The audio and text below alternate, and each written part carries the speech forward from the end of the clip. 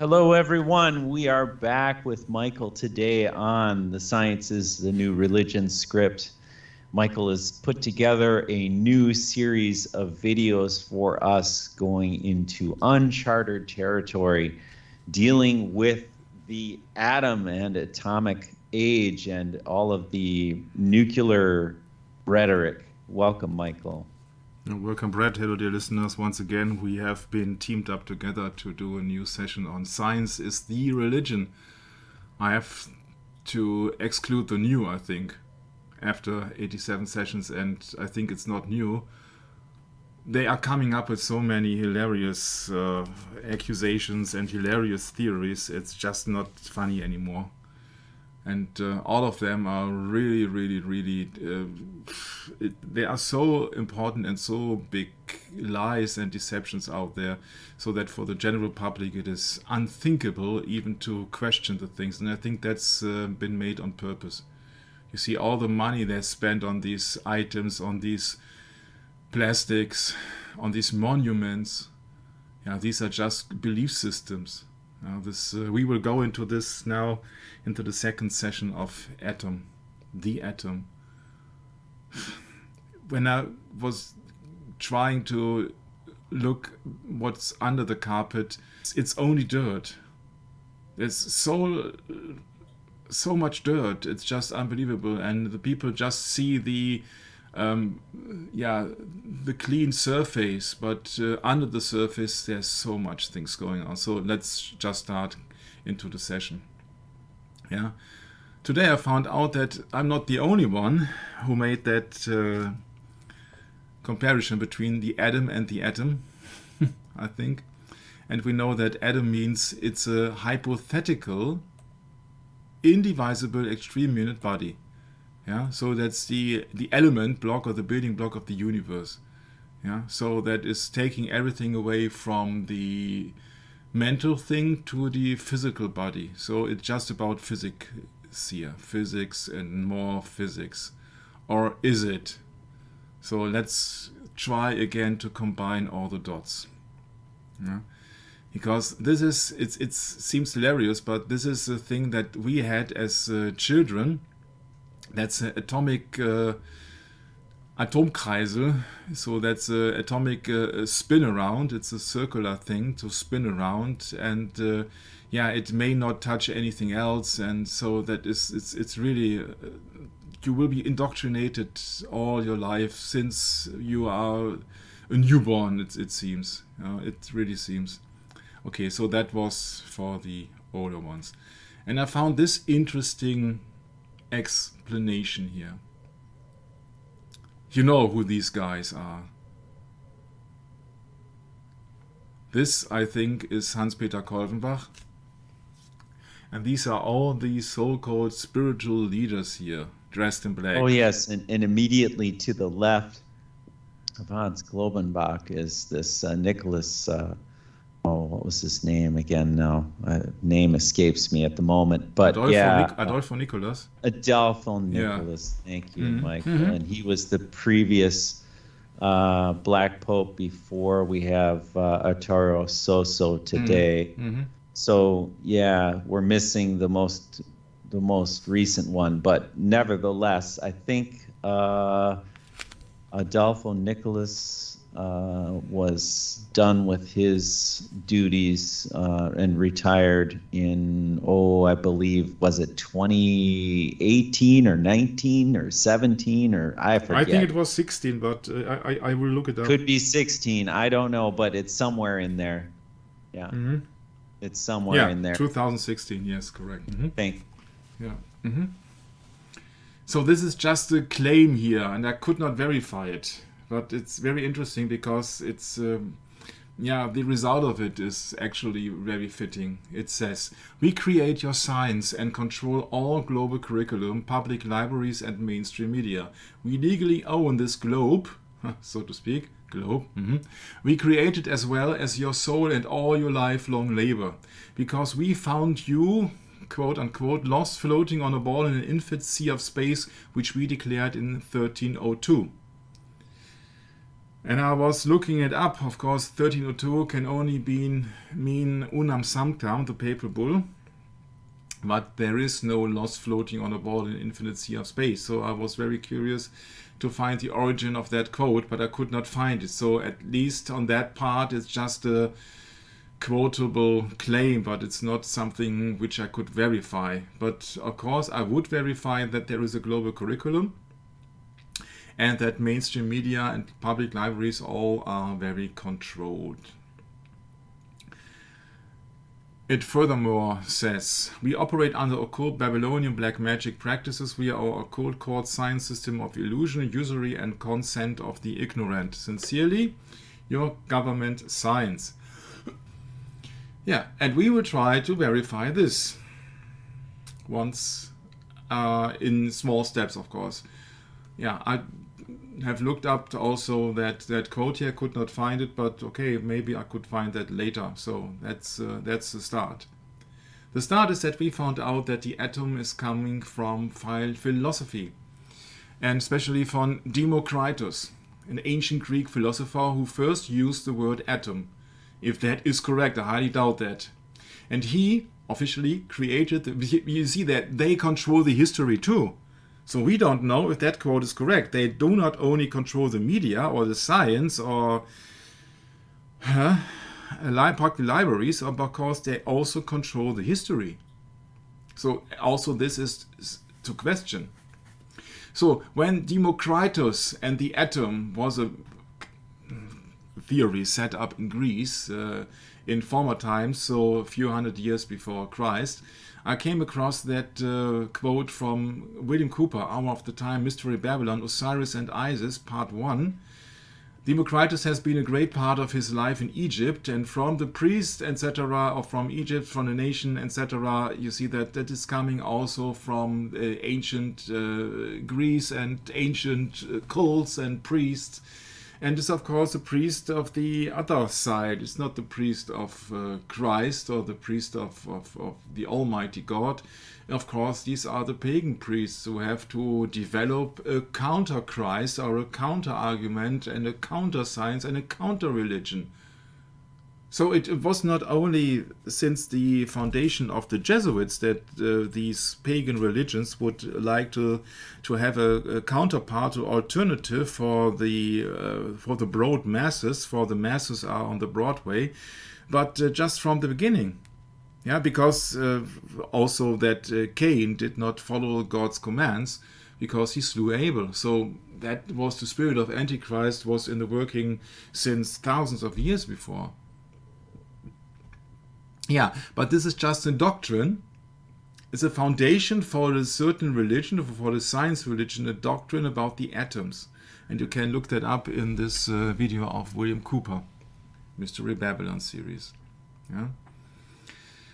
Yeah, because in these old days, William Cooper claims that the most divine of all men were associated, the wisest and most divine of all men were associated with these Egyptian priestesses.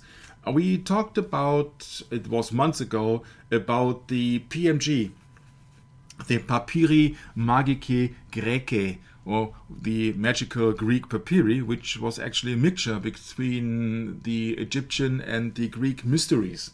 And so it's to no wonder, it's absolutely no wonder that they mixed up something and they came up with something. And I'm up to this very point, not up to this very day, not absolutely convinced that Democritus actually ever existed. Maybe it was just a synonym, maybe it was an alias, maybe he was just a priest and later on constructed, because once and for all, history is also fabricated. We do not know if there exists. Every time that I came across some character, I was instantly being reminded about this Sacro Bosco guy, which most probably never did exist, because absolutely everything is uncertain about his lifetime, lifespan, birth, death, and everything else. Michael, this sounds familiar. This sounds like a legend. Yeah. More or less a tale that you tell your children about some guy a long time ago that did this, and oh, he's so wonderful, and you know, and it's a type of worship, isn't it?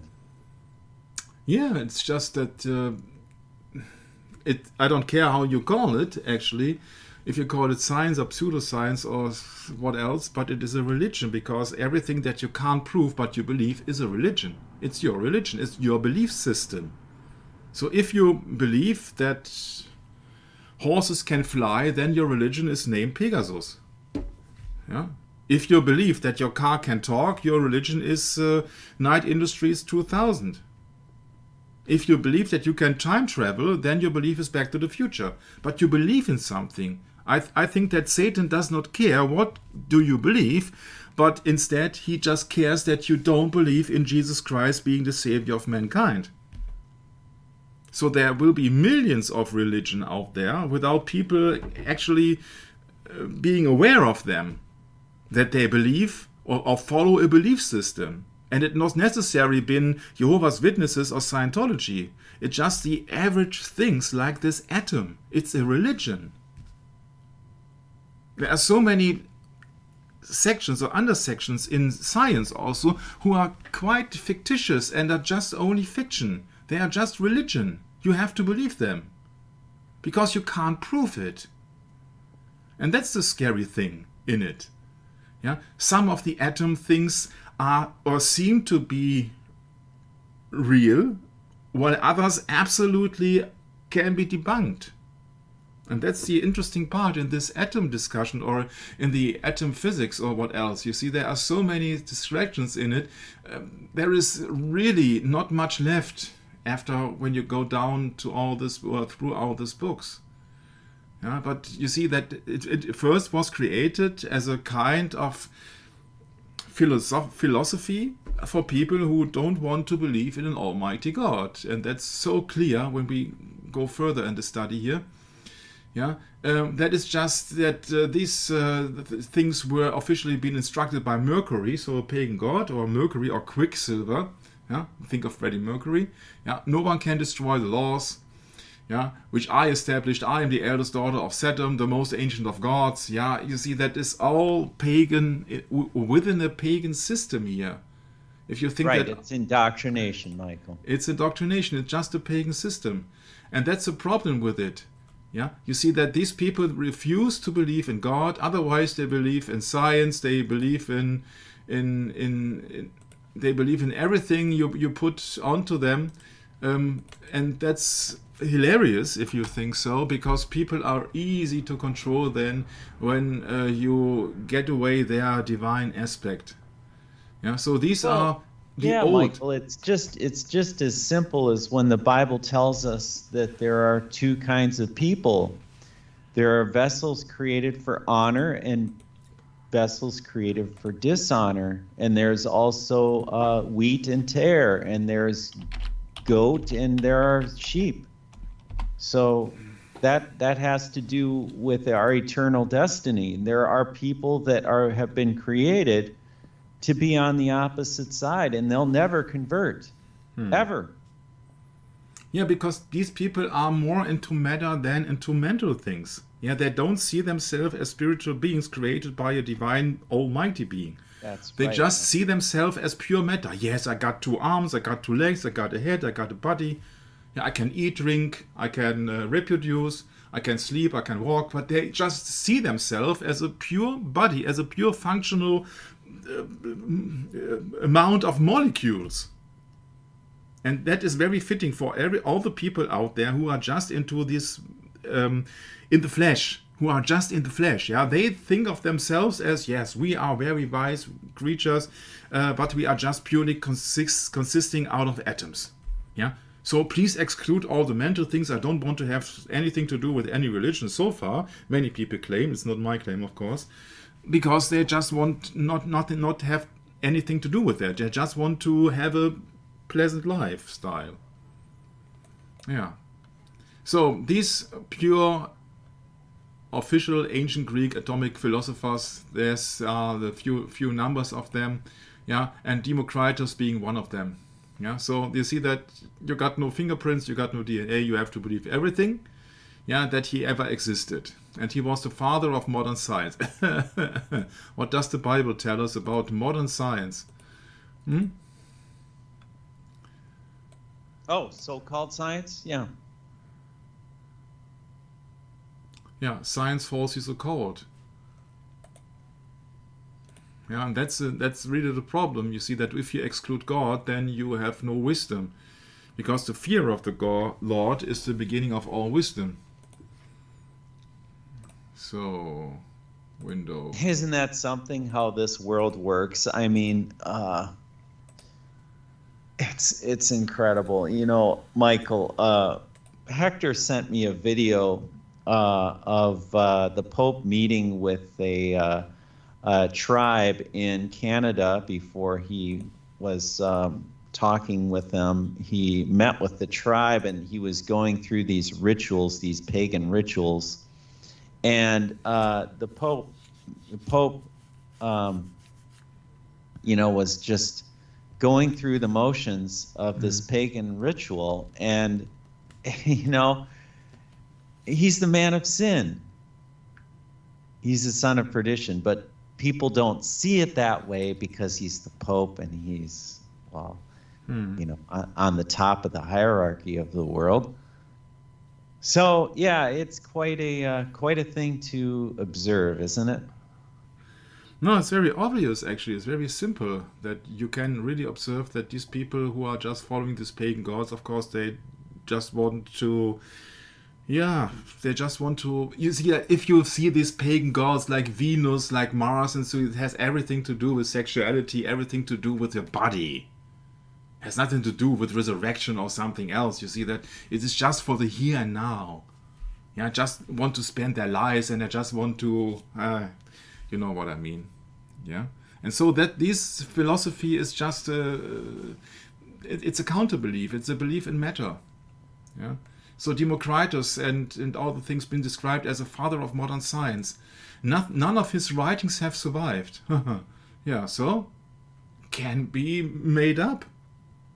Can everything be made Michael, up? Right, Michael. It's like living for your flesh rather than knowing that this life is a test of the spirit and that we are going to be tried in this life, as the Bible tells us, and that our heritage is of the spirit, not of the flesh. There is a big difference, in knowing the difference biblically keeps you from the indoctrination. But when you don't know the scriptures and you never study your Bible and you don't know that there are spiritual references all over the Bible to the day and age that we live in today, then you have been deceived. Yeah, but people take everything for granted, which has been stated on Wikipedia or else, was said to be born, allegedly, etc. You see that it's probably more likely, etc. You see that don't rely on anything. That's a childish approach, Michael. Yeah.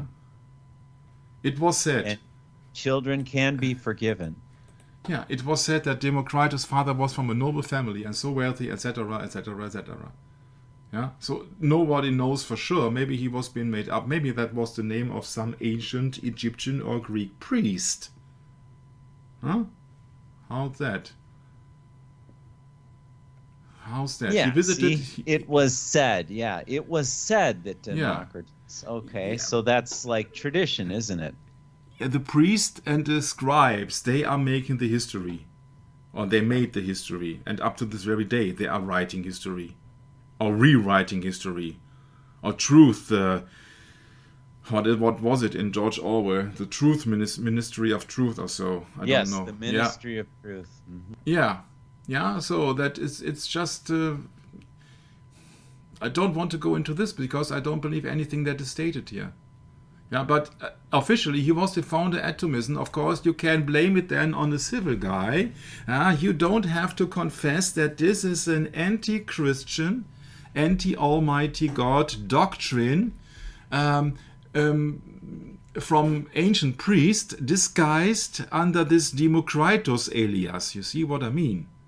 Yep. Yeah? You put something out in front like Galileo Galilei and say, okay, he's the founder of the modern atomist and the modern, what was it said here? What was he? The father of modern science. As if somebody from Greece, from a noble family, was the father of science. Oh yeah, I have to believe it. I don't believe it. I'm sorry. And he was allegedly the founder of atomism. Yeah, then you would have to believe that. It would seem that he also went to Athens. Yeah. But in his own words, I came to Athens and no one knew me, and it's futile. Yeah, maybe he died at the age of 19, maybe 104, maybe 109, maybe he lived forever. It's absolutely ridiculous. Yeah, but this guy is claimed to be the founder of this hypothesis. Yeah, it's a hypothesis. Yeah, or this religion, or this ideology. So that there is some small particles which cannot be divided, and these particles, these are these particles who are the substance of our universe and our own existence. Yeah, you have to believe it. You have to believe it. You can go into this, but I don't go that route. Let me have a look here, please. Lucretius, describing atomism in his De Rerum Natura, gives very clear and compelling empirical arguments for the original atomist theory, or the original Democritus theory. Okay, so that Lucretius guy has been mentioned here on Wikipedia. So maybe he was, it looks like a Latin name, of course, US, US, yeah, like the United States. And therefore, you have to believe that he ever existed. The LUC, Lucifer, eh? Yeah, it's everything around here, huh? Yeah. Indivisible properties can be conveyed in a way not easily visible to human senses. That is very, very important, that it's not visible to human senses. Yeah, so therefore it is a belief system. You can't prove it. Especially not around that age when Lucretius and Democritus supposedly lived, so you have to believe it. To hypothesize, once again, not to prove, the existence of so-called atoms.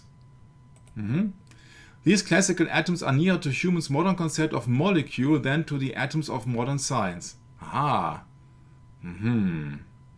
Okay, so there are many, many, many hypotheses, so it's no proof and it's no science because there are no facts. Look at, he's dressed in red with a cap. He almost looks like a pope. That was by accident in 1540. By accident, yeah. Sure. Yeah. Great. For me, it is all ideology. Ideology comes from... Absolutely, Michael. I think you nailed it. Yeah. Ideology officially... Good choice of that painting, by the way, Michael. That was Wikipedia's idea. It was not my idea. Wikipedia. Well, just the Wikipedia. Isn't that article. Interesting, though? 1540. Yeah, that was the fashion of that time. Wasn't that right before the Council of Trent? Yeah, that was. Yeah, I think Council of Trent opened in 1545. Yeah, that was especially in the same year as the Papal Bull Regimini Militantis Ecclesiae. Yes, that's right. Yes, very good, Mike. And I came to the idea, I said that these are only ideas, but what is an idea? What is ideology? Because ideology is a noun and means the science of ideas. I said, It's bad deal, man. So a philosophy of the mind, which derives knowledge from the senses, as opposed to metaphysics. From French, sensationalism, Michael. Study or science of ideas. So that's more or less more philosophy than science, because you see that can't prove it, and everybody or anybody can have his own ideology without having any proof at all. So that is just a religion here. You believe in something because it's your ideologically. Yeah, that's right. You have faith in it. Yeah. You have faith in it. Yes. Yeah. Yep. Democritus will save us all. Yeah. Right. Yeah. The belief will lead you your entire life, and you will be happy, and you own nothing, and you will be happy because you have pleasure with your own atoms. I don't know. It's just hilarious. But if you imagine these people were putting out this theory in an age where there were no television, smartphones, or any other distractions, and the minority of people only could write and read. Yeah, you have to face the fact that the majority of people were influenced by these priests and scribes because they were educated, and the others were just slaves. Yeah, and no emperor wants an educated slave. They want an obedient slave, but not an educated slave. Okay, so let's move on. That was Lucretius, or that is Lucretius. Yeah, so these ideas were around the time when Jesus Christ was walking the earth. So that was Lucretius. Yeah, and later on, of course, there were other ideas. Yeah, Joe, no, be certain that you don't mix it up with facts. Then with Newton's theory of absolute space, and then came Einstein's theory. Yeah, so you see, theory. Theory contains the word theo, means God. Yeah, and then Einstein's theory of relativity. That's just also not Einstein's. This is also wrong. We know that it's coming from the Jesuits. Yeah, so that was my idea here with that picture. These are just the Russian dolls made out of wood. And when you open the big one, then you see that, oh no, there's nothing to it, there's nothing in it that contains just another doll, and just contains another doll, and that contains another doll, and another, and absolutely it contains nothing else but an empty shell. And that's what I find very appropriate for all these theories in science.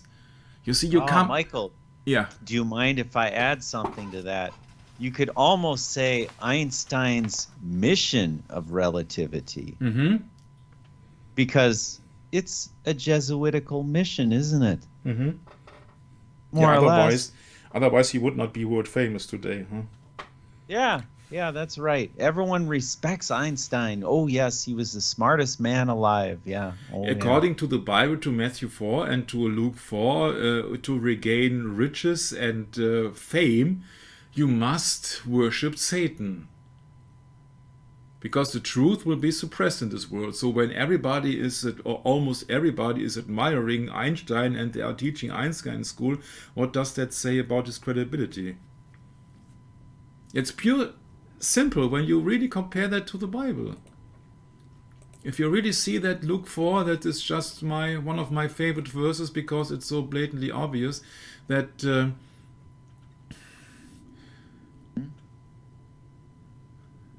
all this power I will give thee and the glory of them that is delivered to me, said Satan, and to whomsoever I will give it. If thou therefore wilt worship me, all shall be thine. Yeah, so it is about worship. And Albert Einstein did not worship the truth. Albert Einstein has been debunked numerous times and for decades. But of course the world is ignorant about it because the world is just favoring the lie. Because it suits them more. The majority of people are more satisfied with the lie because they will reject the truth. And that this is not only for Jesus Christ, but on every item. Yeah, if people are lying, then they be attracted to liars. And that's the mess in the entire world. You see that if you have somebody who tells the truth and you will be confronted by a liar, you can have an argument, but usually the liar will be, turn his back on the one who's telling the truth, or is infuriated, or what else. Yeah, you see, that's just like a magnet, plus and minus. Yeah, they won't get together, not if the Almighty God is not allowing it and ordering it. Yeah, and that is a painful process of awakening then for these people who have then been maybe successful in the satanic world. Yeah, but what does that tell you? Whom they are worshipping? Whom is Albert Einstein worshipping? Because he stole this formula. He was stealing the idea, and he was mixing everything up, and the translation came from his wife. Yeah. So whom was he worshipping? It's absolutely clear, in my humble opinion. So that is what I wanted to point out with that depiction here of these Russian dolls. Well, it's quite simply, Michael, put it in biblical terms, it's bearing false witness, isn't it? Yeah, but what I wanted to point out here with these Russian dolls is that you have a theory upon a theory upon a theory upon a theory upon a theory, which is based upon a theory. But it's like the modern situation in 2022. Everybody is questioning, are you or not? Yeah. Why, this is not the question. The question is there a cause for it or not? Who has it caused or not? Is it real or not? Have I been lied for centuries? Is it the real origin of things? And how was I created? But you see, the real interesting things are not being asked because people don't dare to ask fundamental questions. They're just being keeping busy with the things they are lying in front of them. And are you beep, beep, beep, beep, beep or not because you need that for your job, blah, blah, blah, blah. You see, that is just for the exoteric, yeah. But if you go further down the road, yeah, you discover, oh, it is just based on a wrong assumption. And then the question here is not valid anymore. Or it is dangerous because you will make the wrong decision because you have the wrong assumption. Because they were lying to you in the first place and not in the second, third, fourth, fifth, sixth, and seventh.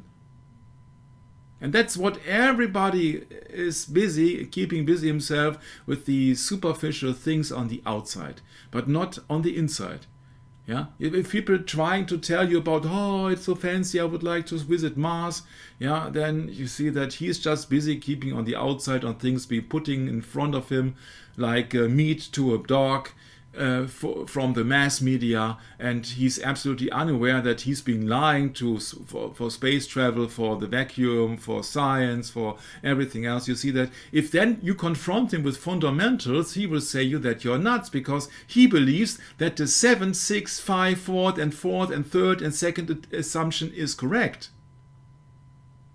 And now somebody like me comes and asks the fundamental questions, and he cannot argue with anything because he cannot argue on the entire levels here because he never has made any research into that. He's never been busy with that, and so people are keeping busy on the surface. Yeah, Michael, it's almost like you could say that Einstein is the textbook example of how a Jesuit conducts his business in the secular world to convince the whole world of this new faith. Mm-hmm. Faith in science. Faith in the theory of relativity, or the, what did they call it? However you want to call it. Yeah, science is the old religion, actually, Michael. You see, you got several levels here, and to get down to the nitty-gritty, nobody is prepared to get to the nitty-gritty. They are just keeping busy that is there life on Mars, life on Mars, like David Bowie, And then they will say that, okay, yeah, why not? Because there are many planets in the universe, and nobody questions the universe so far, and nobody questions space travel, Nobody questions then health issues, And then you come down to the basic physics. Is it possible to move inside a vacuum, for example?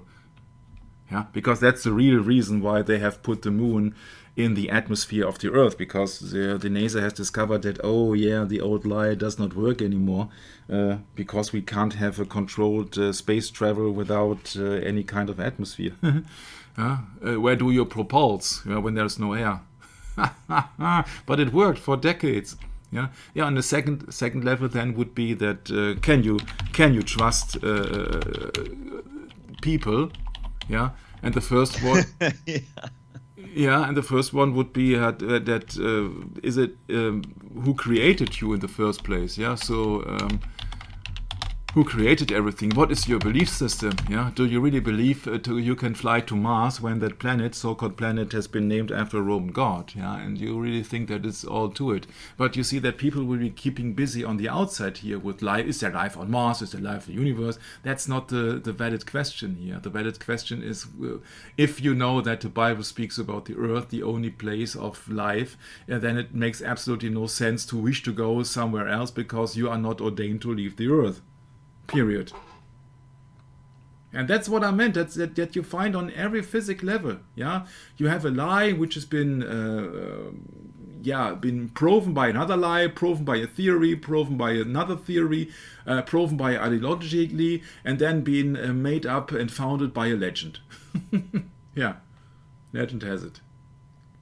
Yeah, and this Rerum Natura from Lucretius, that means on the nature of things. And that was 99 before Christ to 55 before Christ. So it was a little bit later, 200 plus years after, allegedly, Democritus was here. And that was the goal of explaining the philosophy to a Roman audience. Hence the name Lucretius. And that was just a poem. Yeah? The universe described in the poem operates according to these physical principles guided by Fortuna and not the divine intervention. That's what I told you in the first session. Oh, they have to get rid of God. That's the goal of these physicists like Einstein. Yeah, it's all relative. There is no absolute. No, there is no absolute God. It's just all relative. Yeah, and you can believe what you would like to. This means that do what you want is the whole of the law. Do what thou wilt, yes, Michael. Yeah, do what they will and do what you want and do what you will. That's so. Yeah, and Fortuna. That's the next problem. It's all by Fortuna, and then it's just another. No, it's not the German football association. Fortuna is a Roman goddess. Yeah, the goddess of fortune and a personification of luck. Yeah, equivalent to the Greek goddess Tyche. Yeah, it's the goddess of fortune and the personification of luck in Roman religion. Oh, so it's religion. Yeah, guided by Fortuna religion.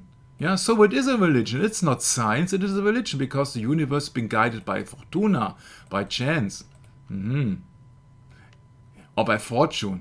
Yeah, but nevertheless, you see that Fortuna is also the name of a Roman goddess and not the divine intervention. So it's not Fortuna the goddess. Now it gets really complicated. So it's just by chance. It's not by Fortuna. So Fortuna, the name of fortune, is just by chance the same name as the Roman goddess Fortuna, but has nothing to do with divine intervention. Oh, give me a break. Huh? So not the divine intervention of the Roman goddesses. And now he will twist his thoughts once again. Yeah? Epicurus invoked the atomism of Democritus to demonstrate that the material universe was formed not by a supreme being, to get rid of the creator, and instead of admiring or worshipping the creation or yourself, but by the mixing of elemental particles that had existed from all eternity, governed by certain simple laws. Yeah, and that is a violation of the first laws of thermophysics. Or thermodynamics, thermodynamics, first law of thermodynamics. Because where it has existed from all eternity, who had created it in the first place? That can't be.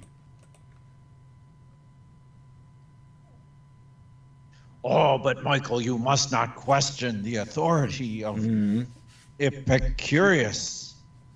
Yeah. You can However one you energy pronounce can his only name.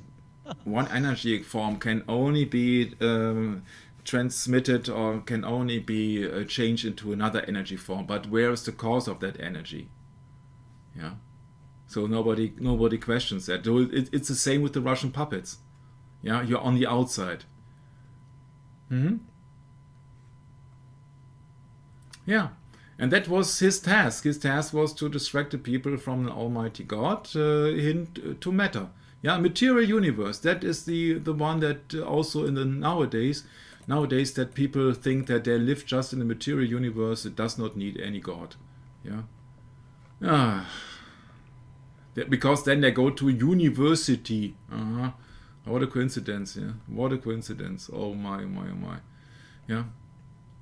Lucretius opens his poem by addressing Venus not only as the mother of Rome, but also as the veritable mother of nature. Sorry, Brad. Is that not a kind of a distraction here? Because he said that everything had existed from all eternity. And not been formed by a supreme being, and then he comes up with addressing Venus as the mother of nature. So it is a religion. It is a religion alma Venus, or alma mater. Yeah, so the variable mother, alma mater, urging her to pacify her lover Mars and spare Rome from strife. Yeah, you see, you got Venus and Mars. What is that other than a religion here? Lucretius then dedicates time to exploring the axiom that nothing can be produced from nothing. Aha! So it existed all the time, but on the other hand, nothing can be produced from nothing, and that nothing can be reduced to nothing. The poet, not the scientist and not the truth teller, the poet, argues that the universe comprises an infinite number of atoms which are scattered about in an infinite and vast void. Yeah, so that's a poet. This is reminding me of something, Michael, from this book that I'm reading with Hector called The Seventh Vial. We had discussed in a previous chapter the Mark of the Beast. Mm-hmm. And the Mark of the Beast, in James Aiken Wiley's words, is very interesting. I wish I had it marked here in the book that I have, but it would be really interesting if I could find that quote here. But go ahead, Michael. Yeah, you see, this is contradiction. Yeah, this is just wieder pointing out Roman gods and goddesses. Yeah, intellectual principles, but it's just about a religion for love and sex. Yeah, for Venus and Mars. Yeah, that's nothing else. Senses, it's all have everything to do with Roman gods and goddesses, and everything to do with materialism. Yeah. Yeah. Yes, some have suggested that Lucretius died before being able to edit, finalize, and publish his work. Yeah, legend tells it. No? So that these are ideas. Ideas means an archetypal concept of a thing in the mind of God, or a Platonic idea, archetype, a wooden philosophy. Mm-hmm. So these are just their own ideas, and they are setting it as truth, or as an ideology. Yeah, so it's a logic idea. Huh? It sounds and seems logic in the first place, but only because somebody is explaining it is his way in a closed system. But it's not the absolute truth. That's the relative truth. That's the trick, the relative truth of Mr. Democritus, Lucretius, or what else. Yeah, they are coming up with, oh no, there is no supreme being. On the other hand, it's been dedicated to Mother Venus. Yeah, sure. Yeah. So for me, this is metaphysics and nothing else. The science of the inward and essential nature of things, but cannot be proven. It's a speculation. Yeah, he was a poet. Yeah, he was a poet.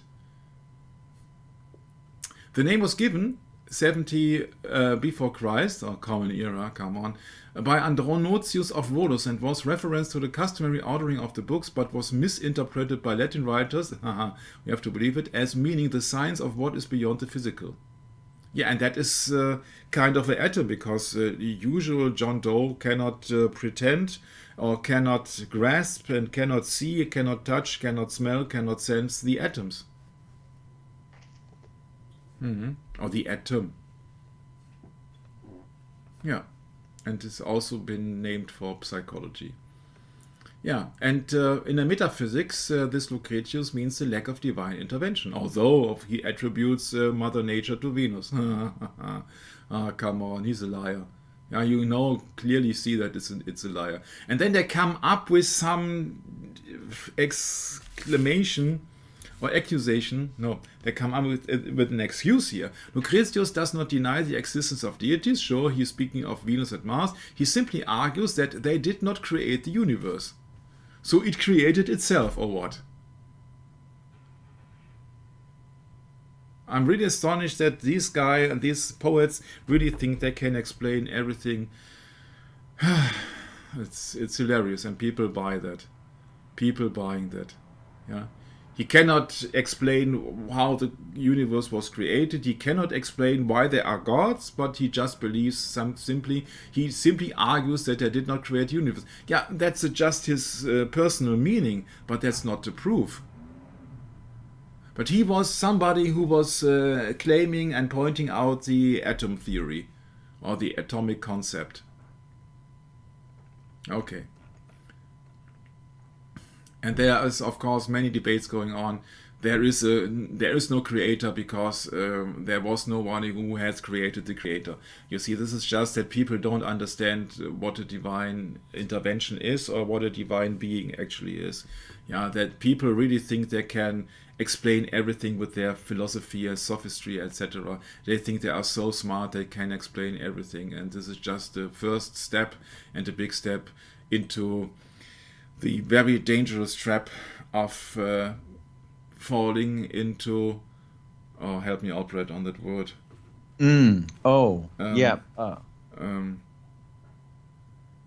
Falling into apostasy or what? No. Vanity. Oh, yeah, vain deceit. Vain deceit, yeah. Yeah. So atheist logic is like, oh yeah, this is created by Honda, yeah, and this is a complex robot or something else, and a really complex man, yeah, consisting of small particles whatsoever, that just created by out of the blue. Has no creator, although there are some parts in it which cannot be reduced, so can't be evolutionary been made step by step, part by part, or particle by particle, but has to be made at once, and they can't logically explain that. But of course, it has no creator, sure. Yeah, so it's very much complex, and also man's got a brain. And man can have morals, integrity, and being empathic and all the things, but they just want to reduce man and mankind to the material level of things, because then they can easily be controlled. Because if they really themselves think they are being originated by apes, then they are being fooled big time. And of course, uneducated people are slaves to the supreme beings on top of them. That's the hierarchy. So, this poem, De Rerum Natura, does not argue that the soul does not exist. Rather, the poem, once again, the poem, claims that the soul, like all things in existence, is made up of atoms. So, sure. And because these atoms will one day drift apart, the human soul is not immortal. Yeah, is made of atoms. Okay. So a thought is made of atoms. A soul and everything else is made of atoms. Yeah, that's hilarious. It's really hilarious. Yeah, so it's all about matter, and that's what matters me most. Yeah, it's all about matter. It's not about the divine being. It's not about God. It's not about the Savior. It's not about sins. Yeah, it's just that you live in a fleshly world, in a flesh body. You are out of flesh. Yeah, what is the Bible verse, Brett? There are some out of flesh and some out of spirit. Yeah, that is John, or hold on, let me find it. Yeah, John 3:6. Yeah, thanks for the hint. I think also the John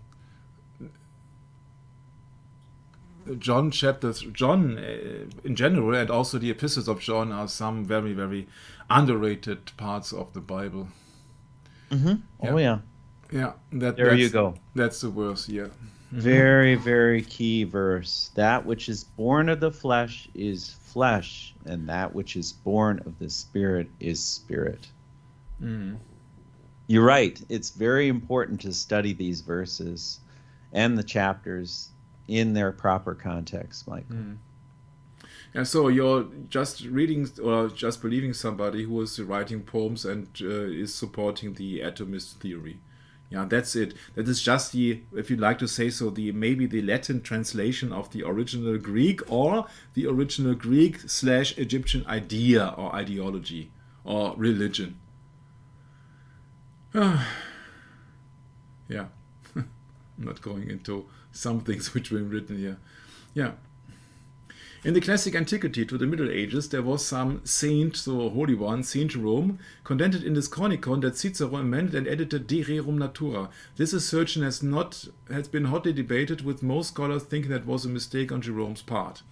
Right there at the bottom right portion of the page, quote, any cause all, you see that? And he caused all, both small and great, rich and poor, free and bond. And by the way, if you haven't already noticed, this is Revelation 13. I forget which verse.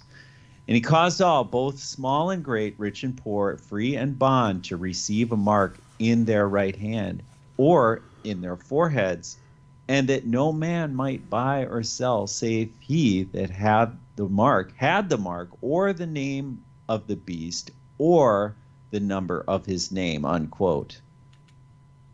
So this is James Aiken Wiley's book, The Seventh Vial, and it's the two-horned beasts of the earth, and you can look it up and read it for yourself, but we're going to just read this quick little quote from James Aiken Wiley. It was customary in ancient times for servants and soldiers to have imprinted on their persons the mark of their master and commander.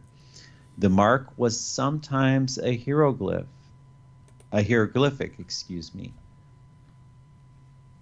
sometimes the capital letters of the name, and sometimes the name in full.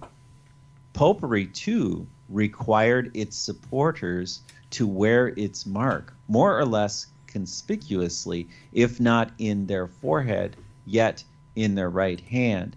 That mark consisted in the profession of the Romish faith, without which Rome would not permit any man to enjoy their either natural or civil rights. Quote, no man might buy or sell save he that had the mark or the name of the beast or the number of his name, unquote. From instances almost innumerable, we shall select only one. Pope Martin V, in his bull issued soon after the Council of Constance, enjoined the professors of the Catholic faith not to permit heretics to have houses in their districts, or enter into contracts, or carry on commerce, or enjoy the comforts of humanity with Christians. This furnishes a striking point of resemblance between the beast whose deadly wound was healed and the image of the beast, between the dragon and the dragon's successor, which, though it wore the lamb's skin, had the dragon's voice. For we find an edict issued against the primitive Christians by the pagan Emperor Diocletian in precisely similar terms.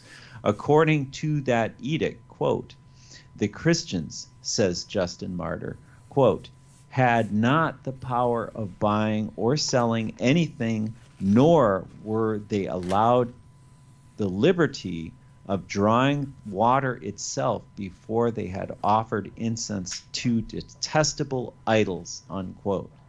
But we are to understand by the number of the first beast, which the second beast was to compel every man to wear.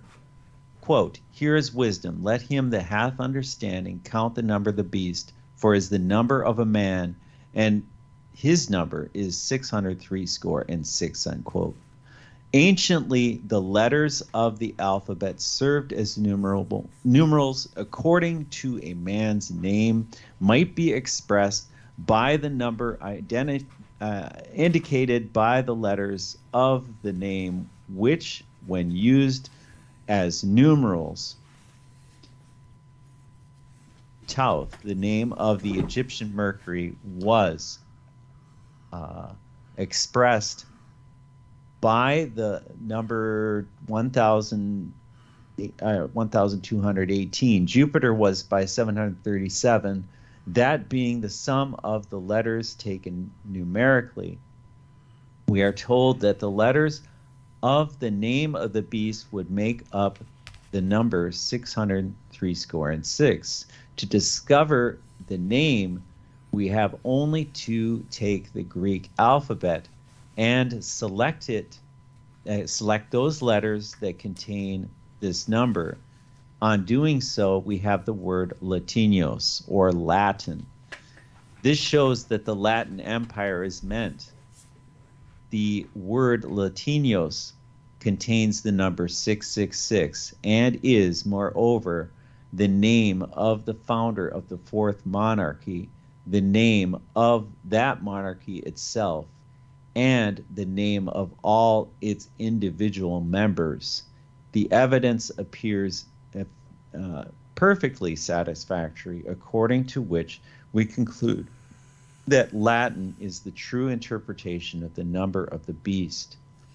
We might go on in this way, presenting to the portraiture of popery, but many volumes would not suffice to contain it, and a whole lifetime would not be long enough to finish it. There you go. Yeah, that's what's coming up. Yeah, that's right. It is. It is. I like the way that that James Aiken Wiley put that together. It's very clearly spoken. It's not very fancy. It's just to the point. It is. It's right to the point. So there we go, Michael. Yeah, thank you very much for this contribution. That was very interesting. You're welcome. My pleasure. Yeah, so the problem that we have is that I think that many people underestimate the Roman Empire, that they are still valid and in charge unto this very day.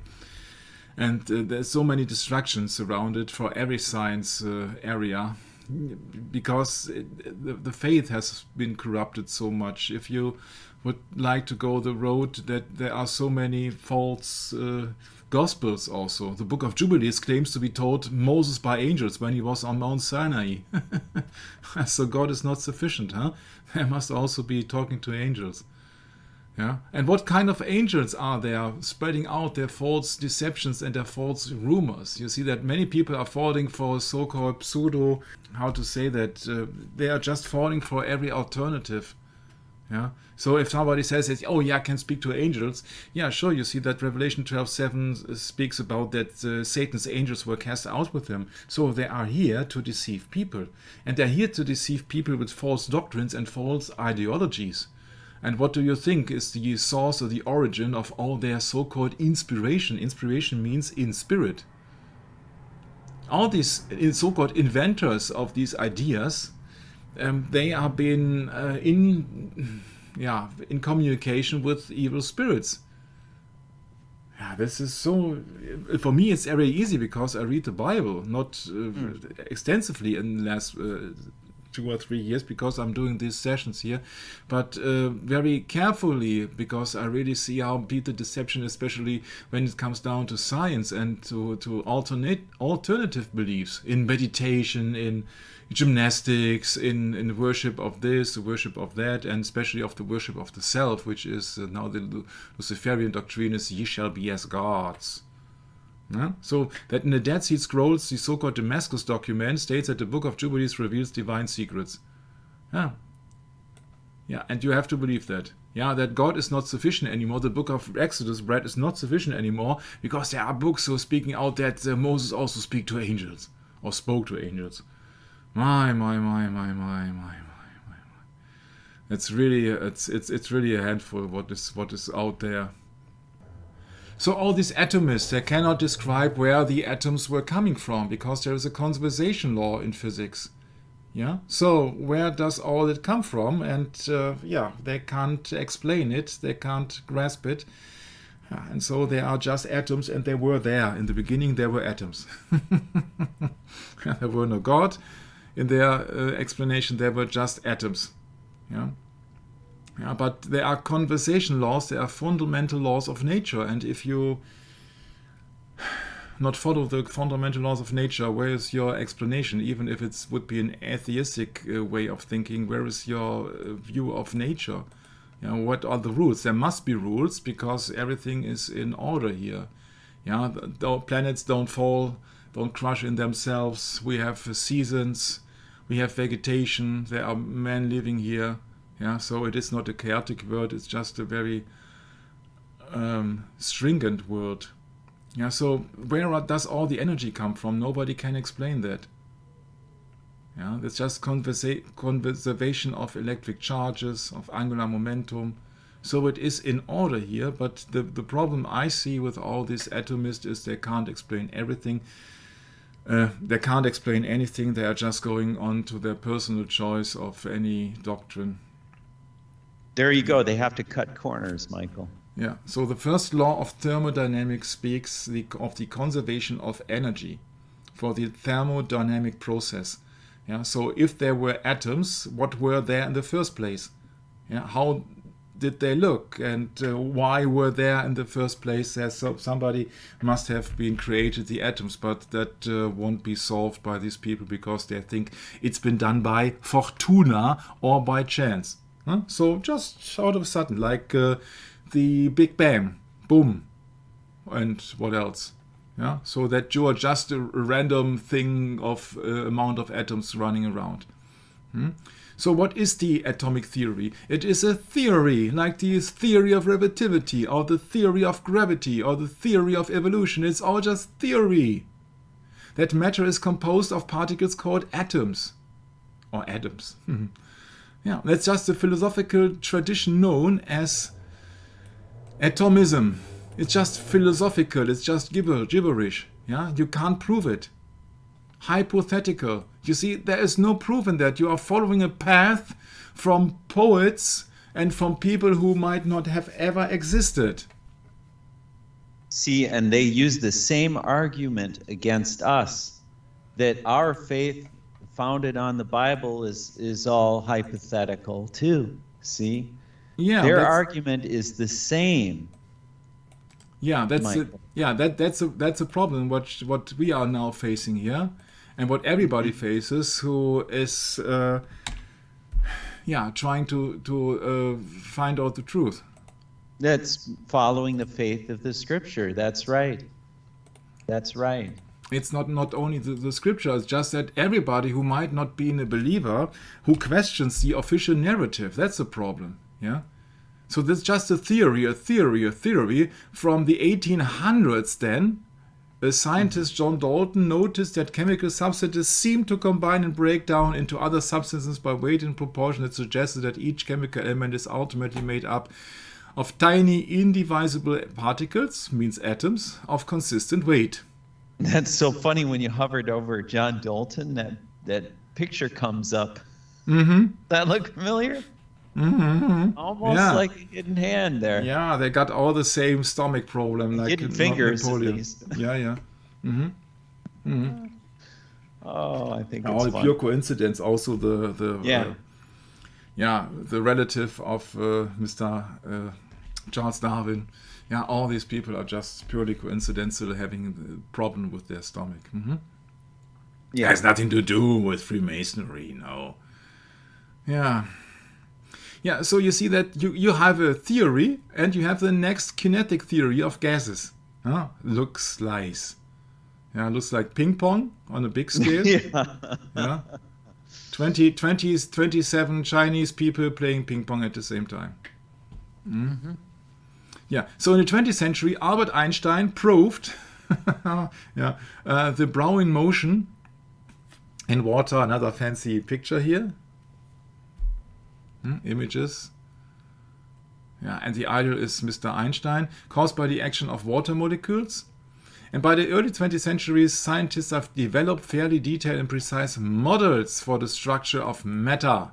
Models, which led to more rigorously defined classification of these tiny, teeny, tiny invisible particles, means atoms, that make up ordinary matter. An atom is now defined as the basic particle that composes a chemical element. Yeah, and now you got the next problem. The next problem is that it's just a modeling of Mr. John Dalton. Now he's got no more stomach problems on that picture here. And came across the fact that there are just many models. So many people who are scientists and being seen as very intelligent and trustable people, they're coming down with several models. So it's not just an absolute, Brad. This is just relative. Yeah, it just depends on your faith, or it depends on your worldview, or maybe it depends also on your poem. Yeah? So when Bohr made a model of an atom. It was very, very, very simple. It was very, very simple, but it has a problem which was only be valid for one chemical element. So that was, I mean, if I remember correctly, that was it helium? No, I can't remember. Then they have discovered many, many more things, and then they have discovered a quantum physics model of the atom. And you can look it up for yourself. I don't want to go into this. I know that there is a problem here, which I have seen here. Bohr's model, so Niels Bohr, who was also argumented against Einstein, and he won. He had debated Einstein, and he was having in his favor. Bohr's model was not perfect. It could only predict the spectral lines of hydrogen. Oh, it was hydrogen. It couldn't predict those of multi-electron atoms. Whereas still, as spectrographic technology improved, additional spectral lines in hydrogen were observed, which Bohr's model couldn't explain. In 1916, Arnold Sommerfeld added elliptical orbits to the Bohr model to explain the extra emission lines, but this made the model very difficult to use, and it still couldn't explain more complex atoms. By the way, Niels Bohr received the Nobel Prize.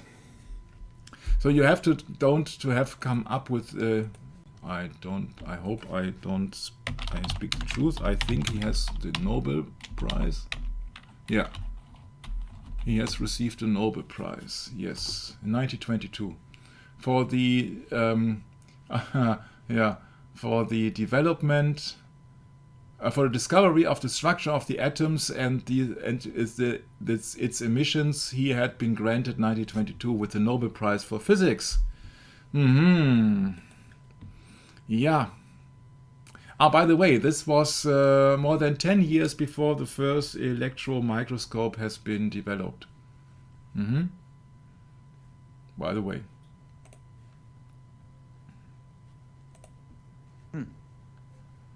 Yeah.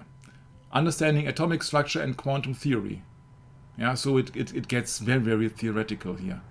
The theory is now understood. Because there is an old quantum theory until 1925. Yeah, and then there is a new one. And of course, it's all related to Mr. Einstein. You have to get away with the ether. You don't have to get into the line of Mr. Einstein and his companions. Yeah, because the system does not allow anybody to interfere from the outside, so they will only accept so-called scientists or science so-called, which is suitable to so-called prove their ideas. So that's the problem. So that they're coming up with models, even Nobel Prize award winners, like mere models. These models does not work. That it was not perfect is not fitting. Huh? It means it does not work. It does not work. Yeah. So for me, this is pseudoscience. Yeah. These are statements, beliefs, or practices that claim to be both scientific and factual, but are incompatible with the scientific method. And that is what Niels Bohr model was. It was incompatible, so it could not be proven unless for one element. That's it. So that is pseudoscience. Yeah, reliance on confirmation bias rather than rigid attempts on refutation, lack of openness by evaluation by other experts. Isn't that, Brad, something which we experience in 2022? On a global scale, so to speak. It's just hypothesis. And that is what they are accusing us. It's very interesting. Look what I have found here. Yeah, you see, pseudoscience, they are accusing us of being pseudoscience when we come across their so-called evolution theory. Yeah, they claim that we are creationism. Yeah, they claim that we are pseudoscience admirer. Yeah, you see. Oh, so they claim the same thing. You see, it's characterized by contradictory, exaggerated, or unfalsifiable claims. Oh, this reminds me of something. Have you ever heard of theosophy? Yeah. Yeah, this is the theosophist game right here. Just turn everything around and put it on you, you know. It reminds me of Matthew 23. Yeah, you the see, scribes and the Pharisees sit in Moses' seat. Mm-hmm. Therefore, everything they, I don't know. Just read it. They claim that alternative medicine is pseudoscience. Yeah, things which have worked for centuries, yeah, they claim that as pseudoscience. Yeah, occultism they claim as pseudoscience. They are occultists themselves. They are worshipping Satan. That's right. Yeah, that's right. And creationism. Pseudoscience, huh? Yeah, that's pseudoscience. So when we have creation science, we have been called by them as people who are having a wrong faith because we have pseudoscience. So everybody who believes in the Christian way of creation is not a scientist, cannot have the truth. So they claim that science is above on the Bible and science is above on faith. Yeah, you see, Wikipedia openly claims that creation science or scientific creationism is a pseudo-scientific form of young earth creationism which claim to offer scientific arguments for certain literalist and inerrant interpretations of the Bible. It's often presented, etc., etc., etc. Inerrantist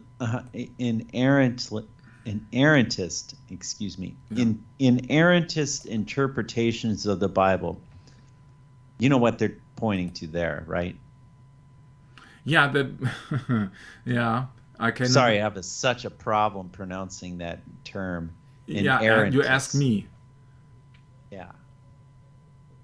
That says what? Is the belief that some of the Bible, or wait, no, not that, the Bible, excuse me. Yeah, biblical inerrancy. Yeah, here we go. Is the belief that the Bible, quote, is without error or fault in all its teaching, unquote. Or at least that, quote, Scripture is the original manuscripts, in the original manuscripts, does not affirm anything that is contrary to fact, unquote. Yeah, isn't that interesting how they try and frame us everything around? And I can tell here by that article alone, I can tell what their method is. Look at this. The overwhelming consensus of the scientific community, yeah, that's their argument. That's an argument ad populum. That's an argument for the majority. And that means that's an argument for the people on the broad way leading to destruction, according to the Bible. Yeah, that does not mean that the majority is correct. The majority almost always is incorrect. Yeah, that's not an argument. It's consensus means, like in the Warren Commission, yeah, they have consensus that Lee Harvey Oswald is the lone assassin. That's a consensus. It has nothing to do with truth. Yeah, the consensus is an agreement, more or less. Yeah, it's like here, empirical support. Yeah. There are so many things in science which you have to believe. Yeah, you see that an atom has been originally defined as an indivisible matter. Yeah, and now they have found out that there are more and more smaller and smaller particles. That's, by the way, what CERN in Switzerland is for, in Genf or Geneva. But they were totally convinced that the atoms were indivisible 2,000 years ago, and even in, I think, in 1919 something. Yeah, and so they are claiming that we are the pseudoscientists, although there are so many things that they can't prove. For example, gravity, theory of gravity can't be proven. It's just a belief system. Yeah, so they turn everything around because they have the power of the media and they have the control of the opinion of the people, and they have the, what we in Deutsch say, the Deutungshoheit. So they say that they claim what's right and wrong. But the majority of the scientific community, what is the scientific community, and what is the majority? Yeah, the Isn't that interesting? That word empirical too. Mm-hmm. It has to do with medicine. Medicine. Now, what does medicine have to do with the scientific community? Oh, in 2022, it has quite a bit to do with it, doesn't it, Michael? Yeah, but you see that they have to act against the Bible. That's what the atomist theory was just from the beginning. And therefore, of course, in the United States, they have also already consistently ruled since the 1980s that creation science is a religious view rather than a scientific one. Yeah, but the same is valid for quantum theory, and the same is valid for the theory of gravity. The same is valid for the theory of evolution. The same is valid for the theory of relativity. Where shall I end? It's all theory. And they claim they have proof for that within their circle, so to speak. And I know quite well why I'm using the word circle. Or among them, or in their club, or in their order, what else? Yeah. In their realm, let's say it that way. Yeah. You see that it's getting worse and worse, of course, huh? It's getting worse and worse. Yeah, so they are claiming that we have pseudoscience when they themselves are using tons of pseudoscience. Tons of pseudoscience. So let's go on.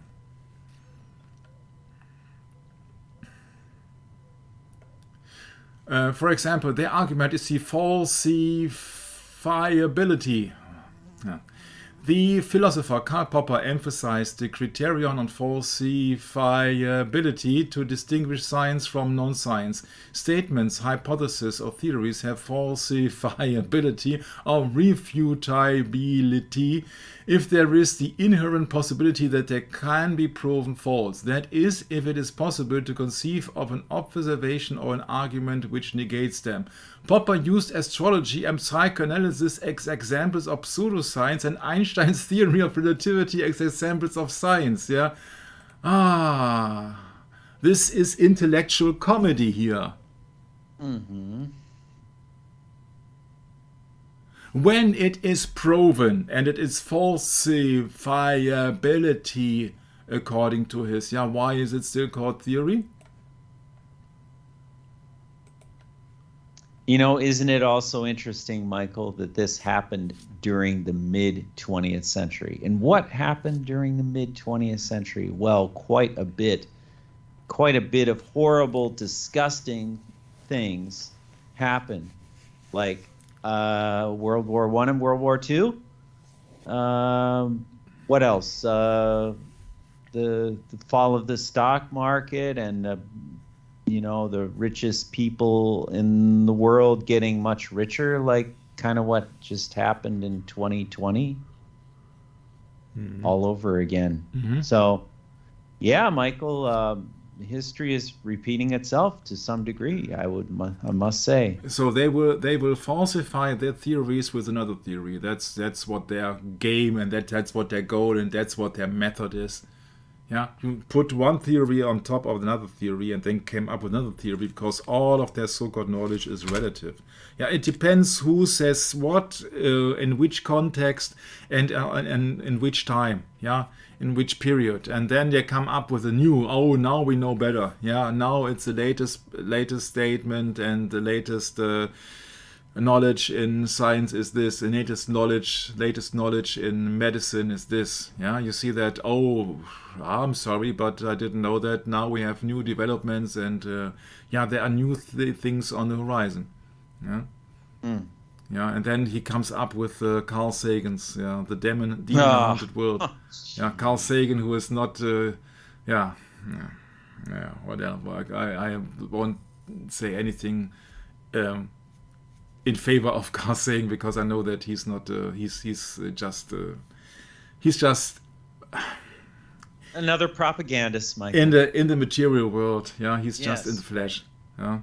So when he discusses an invisible, same propaganda, and he discusses an invisible dragon that he has in his garage. Well, that would explain many things, many works that he did. Yeah. The invisible dragon also is not an invisible dragon, because I think that maybe it's clearly visible to Carl Sagan. Otherwise, he would not have discussed it. But okay, that's just my 2 points.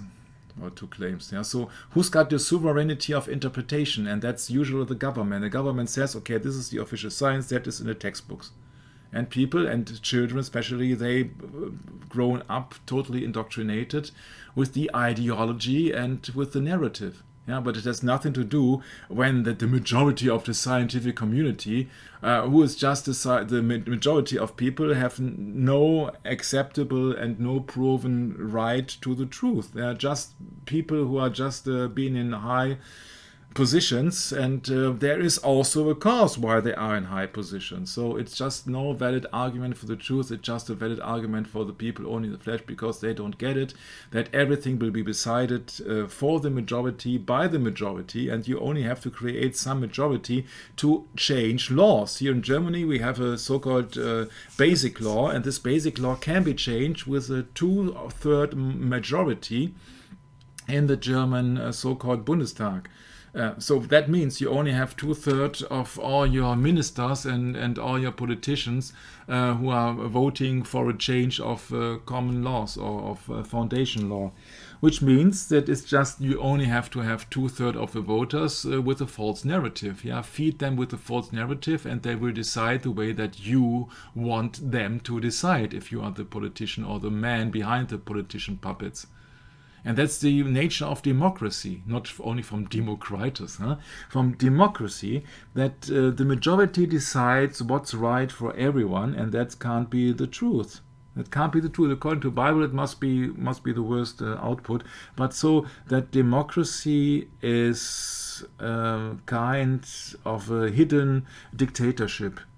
Yeah, because you can influence the masses by the mass media so that they make the wrong decision, or they make the decision that the people in power would like them to vote for. That's the problem. So it is not a proof. Yeah, it's not a proof that it is correct when there is a majority of scientists coming up with their overwhelming consensus of the scientific community. Yeah, so I don't give a peep about the overwhelming consensus of the scientific community. Yeah, because it has nothing to do with truth. Yeah, that also would means that the overwhelming consensus of murderers says it is justified that to kill anybody, because that you have, that's your job. Yeah, you get paid for that. Yeah, so it is absolutely okay. Yeah. Yeah, or there are professions where it's absolutely okay because it's sponsored by the government. Think of being a soldier. Yeah, but it's just consensus, has nothing to do with truth. Yeah. Oh my. And then I came to somebody where I said, oh yeah, I hit the nail, and the nail was being mentioned with the name of Girolamo Fracastoro. That's in the 16th century. 16th century. That's the book, Fracastoro. He was an Italian physician, poet, and scholar in mathematics, geography, and astronomy. And he subscribed to the philosophy of atomism, the rejection of an almighty God, and rejects appeal to hidden causes in scientific investigation. He studied the mode of syphilis transmission as an early example of epidemiology. I said, ouch, not that also. Yeah? Very interesting guy, Fracastoro. He was born in Verona, Republic of Venice, and educated at Padua, where at the age of 19, the number of the sun in Cicero, he was appointed professor at the university. I said, wow, he was faster than Idem Adam Weishaupt. At the age of 19, Brett, he was professor at university. Can you imagine? A bronze statue was erected in his honors, etc., etc., etc. And I skipped it. I said, oh, that's interesting, and had also a landmark on the moon. I said, okay, interested. Oh, where is all of that? And then suddenly something came. I said, oh no, please don't. 19th century bacteriologist studied Fracastoro's work and his seeds of disease theory as a predecessor to germ theory. The germ theory. I can only recommend you to a very interesting video of the Space Busters on BitChute of the disproven germ theory. The germ theory of disease is the currently accepted, not the truth, currently accepted scientific theory for many diseases. Theory. It states that microorganisms known as pathogens or germs can lead to disease. What does Timothy 6:20 says? Yes. O Timothy, keep that which is committed to thy trust, avoiding profane and vain babblings and oppositions of science, falsely so called. Yeah. And he was in 15 something. Yeah, he was being handed over professor at the age of 19. Ring a bell? 19. He was professor. So he must be a genius, and or he must have been the support of the people in the university. Who was running the universities in the 15th, 16th century, huh? Not the lay people, but the priests, the Roman Catholic Church, of course. So then he came up with these predecessor seeds of disease with syphilis, etc.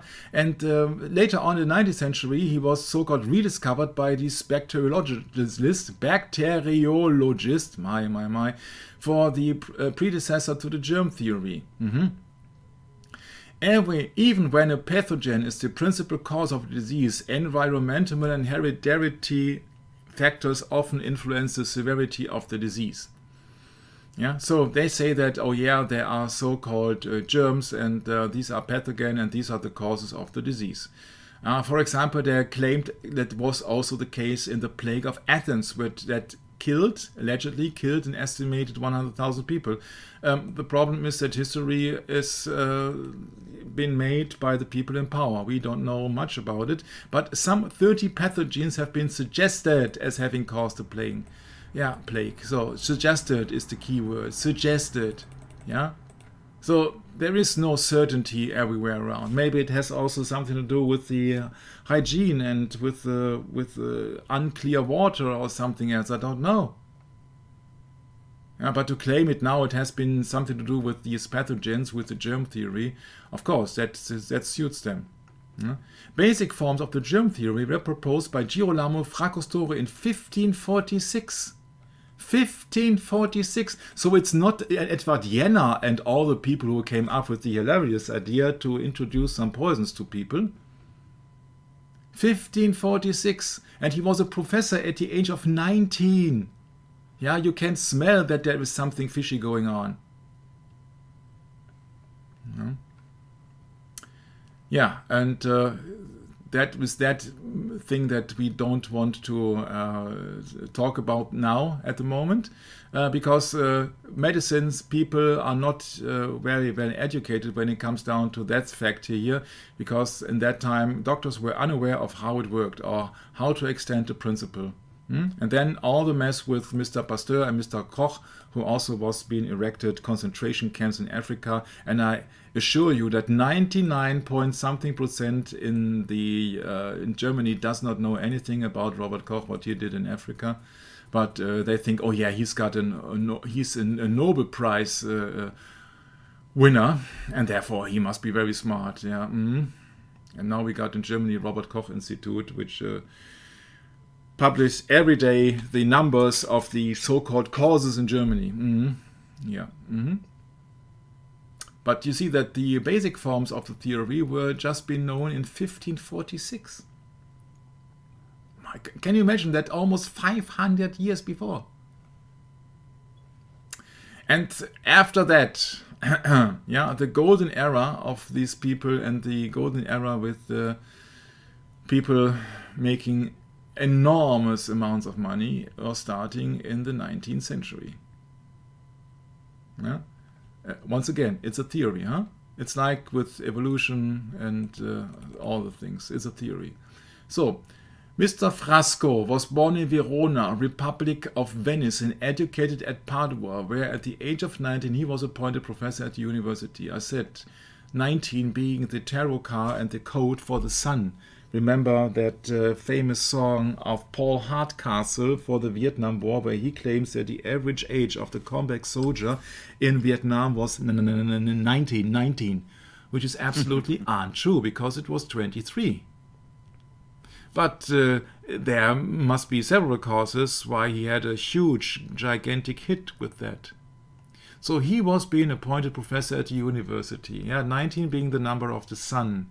And I know that the Jesuits were being founded in 1534 officially and being set in Pope's services in 1540. Yeah, and he came up with the... When did he came up with the idea? What was it? Oh, look at here, Brett. In 1546 he came up with the idea. Interesting, huh? 1546. Mm-hmm. But it does not stop there. On account of his eminence in the practice of medicine, and that is the alarm bell, he was elected physician of the Council of Trent.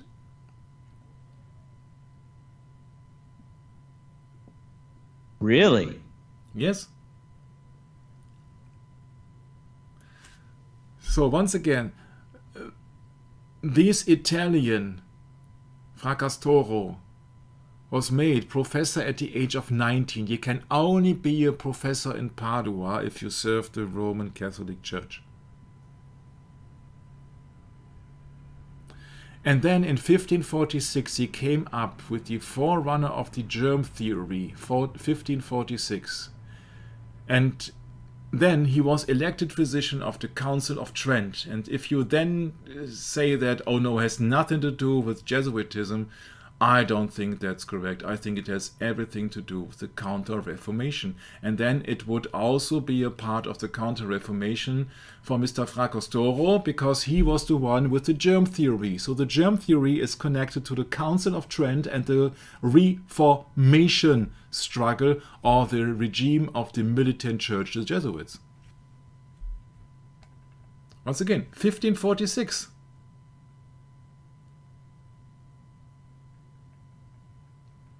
Look at all these coincidences here. All these coincidences. Yeah, so he was in 1595, he was already professor. So he was, at the time when that started, he was 24 plus 46, he was 70 years old at the Council of Trent. Yeah, so he was the elected physician.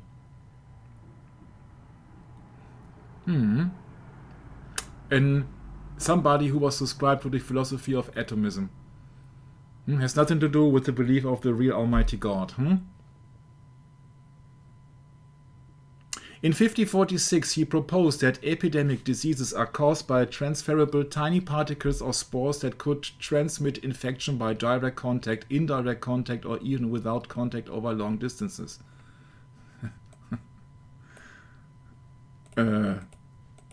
You see my problem with that explanation here.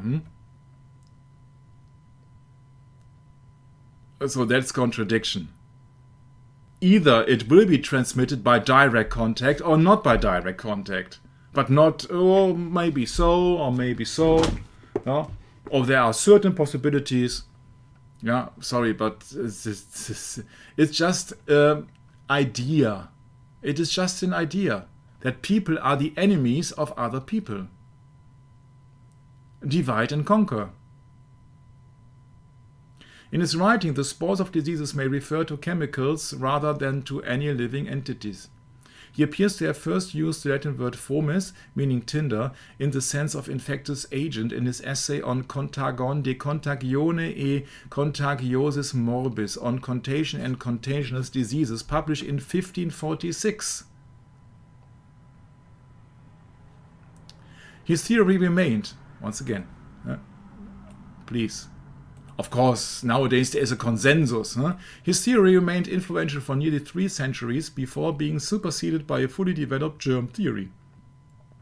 By the way, the name for syphilis is derived from Fracastoro's 1513 epic poem in 3 books, Syphilis sive morbus Gallicus, syphilis, or the French disease, about a shepherd boy named Syphilus, who tended the flock of King Alcinous.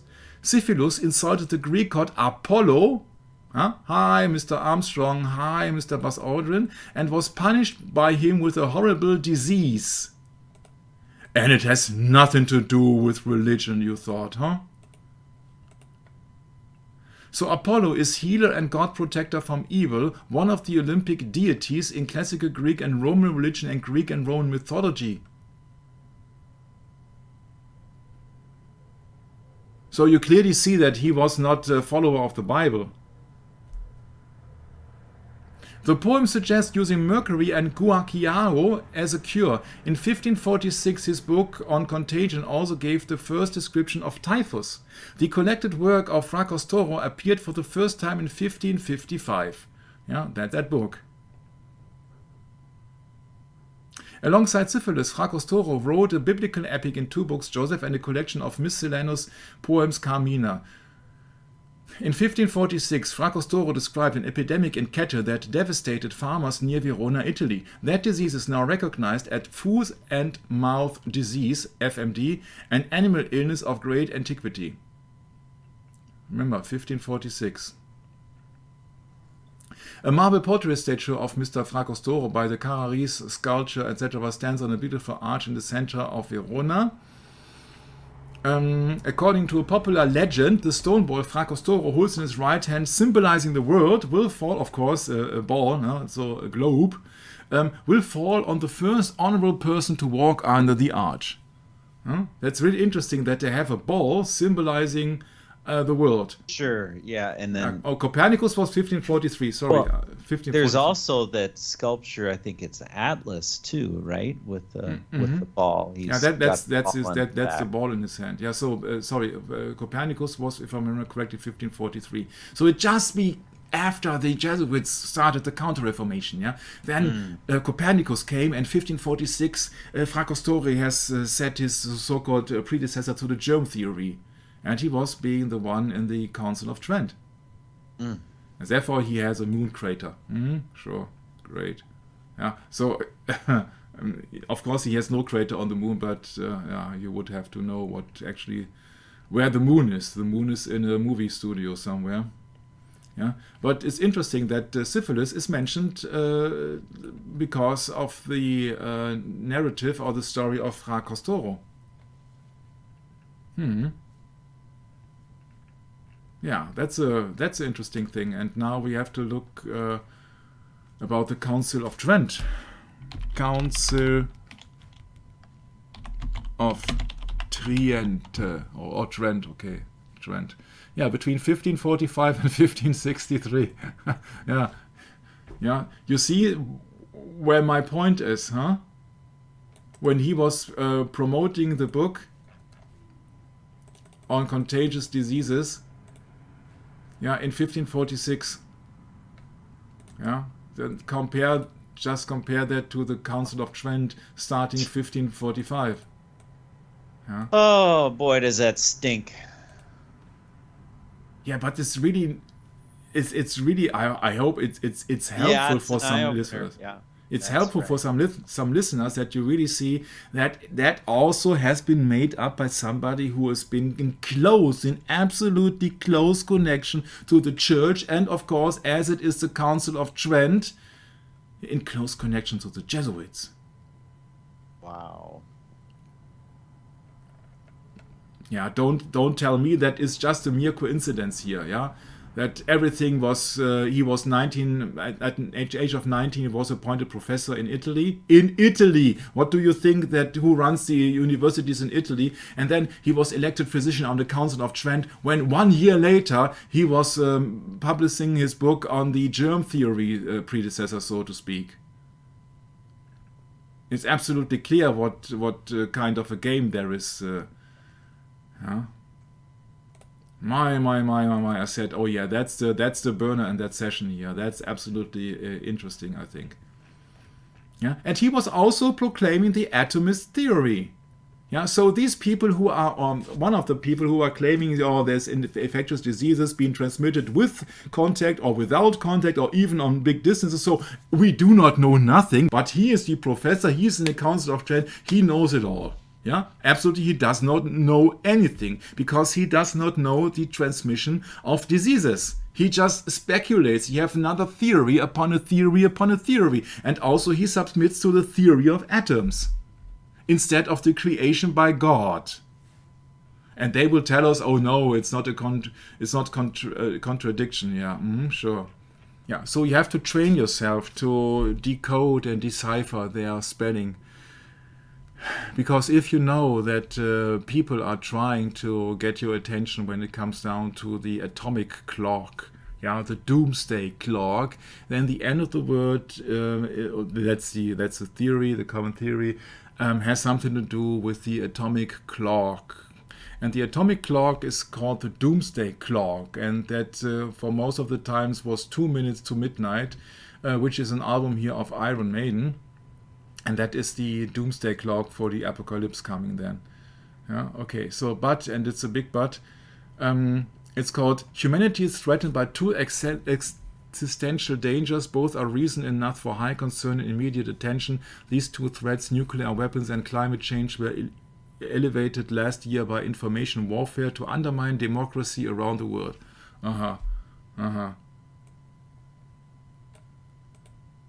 The risk of these and other threats pose an extraordinary threat to the future. The same reasons from 2019, along with the escalation of the political situation as well as the advancement of climate change, has caused the bulletin to let time pass by 20 seconds. This new peak has been established, so you have to fear for your life. No? That's the climate clock, and there's also doomsday clock. Yeah. So, but you then know, that the bulletin of these atomic scientists, so the followers of the atomist theory, was been founded in 1945 by Albert Einstein and the University of Chicago. Yeah, if you have seen that before, yes, that was also content of our conspiracy theories about the assassination of John F. Kennedy. That is very interesting because the bulletin of the atomic scientists, they created the doomsday clock 2 years later, so in 1947. Using the imagery of apocalypse, midnight, apocalypse, and the contemporary idiom of nuclear explosion countdown to zero to convey threats to humanity and the planet, which isn't a planet. The doomsday clock is set every year by the Bulletin Science and Security Board in consultation with its board of sponsors. Oh, they have a sponsor, which includes 11 Nobel laureates. Oh, the number 11 again. Where do I know the number 11 from? The clock has become a universally recognized indicator for the world's vulnerability to catastrophe from nuclear weapons, climate change, and disruptive technologies in other domains. In March 2022, the Science and Security Board released a new statement in the wake of Russia's invasion of Ukraine. 100 seconds to midnight. You have to fear for your life. Yeah.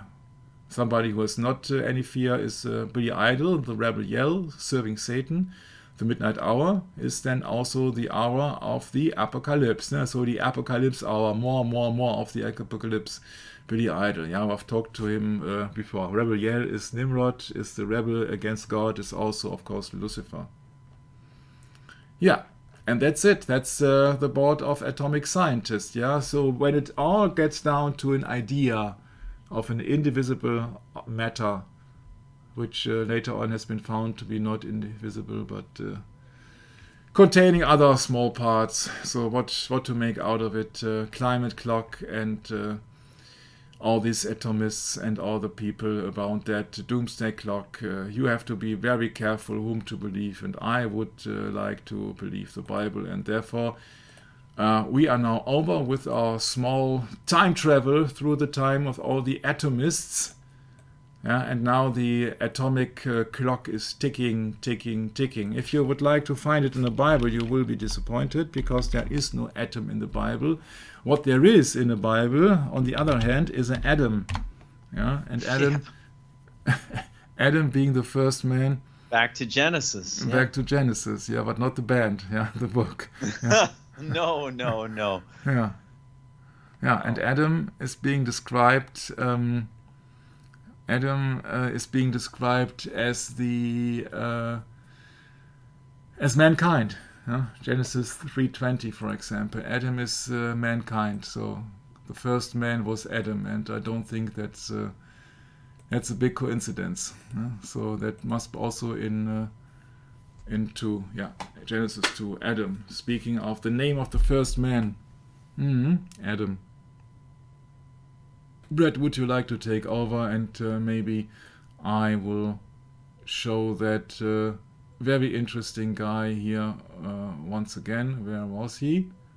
He must be somewhere here. Yeah, it's coming up. No. Oh, where is he? Oh, you're speaking of, yes, our friend. No, it's not my friend. Ooh, where is he? Not my friend either. Will never be my friend. I'm just saying. Nonetheless, we're supposed to love our enemies, Michael. Yeah, but you see that when they persecute us. the summation of all these coincidences here. Fracos Toro. If you would like to educate yourself, then please look up Frascoro. Very interesting thing. So thank you very much for the second session on the atom. It was maybe a little bit dry sometimes, but I can assure you that we are coming up with much more in the next session, when it will go down to the more recent situation of the atom theory or the atomist. Then you will have some very interesting things which I found, and that will be then you absolutely see that is a theory of the spirit of Antichrist. Yeah, that is the spirit of Antichrist, doomsday clock. Okay, yeah, so, Michael, I thought you were in reference to that painting pictured in where was it? I forget where it was from, but I know that it was in 1540. Was that the image you were looking for? I can't remember now what kind of image that was. That was it was Democritus. Democritus, yes, yes. Yeah, no, it just I just want to see that it's allegedly a Democritus. Then it's that Latin guy of Lucretius. Then it is Fracos Toro and all the people claiming that there are small particles called atoms, and that's what everything is consisting. Also, the soul is consisting of it, and you see that it's just always excluding God. It's just an anti-truth. So it's a lying concept. It's a replacement for truth. It's a replacement for truth. Yeah, and luckily the real moral of it all is that it's replacing what we deem as truly venerable, which is Jesus Christ, and his glory, is taking away from the glory of Christ, really, Michael. And I want to thank you for the lesson today. And it's not a shallow one, by the way, quite deep and technical, going way back to those times when the third beast was trampling upon the earth before the fourth one. And really, that's what we're getting down to, is it's a very angry world when we get down to it, isn't it, Michael? It's not a very nice place, in the sense that we're not going to be spending eternity here. This is something we're passing through in our lives, and thankfully, Michael has brought us to this point now where we can take a look at this and put it in perspective.